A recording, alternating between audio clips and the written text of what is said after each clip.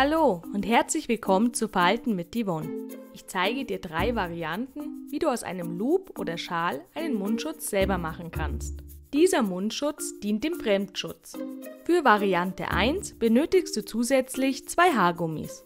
Lege deinen Schal oder Loop so zusammen, dass er ca. 50 x 50 cm groß ist.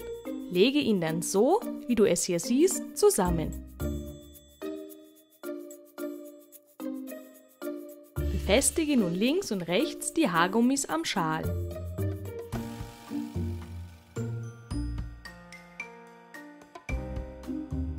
Lege die überstehenden Seiten nach innen.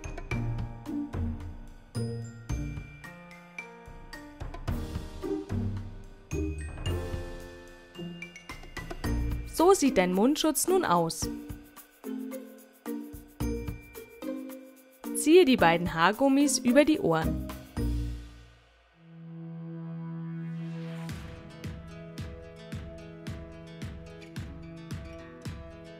Lege deinen Loop an. Wenn du einen einfachen Schal verwendest, dann knote die Enden vorher zusammen. Ziehe die beiden unteren Schlaufen fester. Nun kannst du die einzelnen Lagen über Mund und Nase ziehen.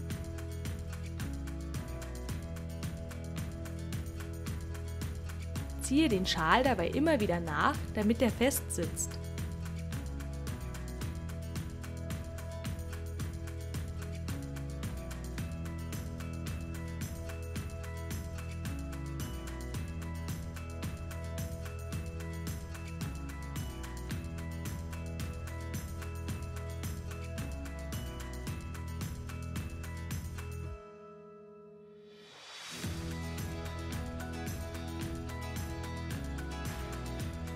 Den Rest lässt du locker hängen.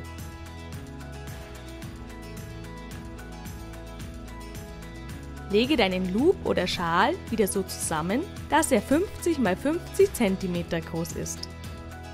Lege ihn dann zu einem Dreieck zusammen. Binde die Enden des Dreiecks an deinem Hinterkopf zusammen. Dein selbstgemachter Mundschutz ist nun fertig.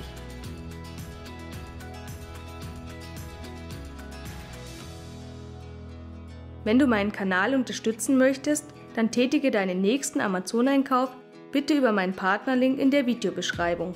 Du bezahlst dann den gleichen günstigen Preis wie immer und ich bekomme eine kleine Provision. Vielen Dank schon mal. Und wenn du über neue Videos von mir informiert werden möchtest, dann abonniere meinen Kanal. Bis zum nächsten Mal bei Falten mit Yvonne.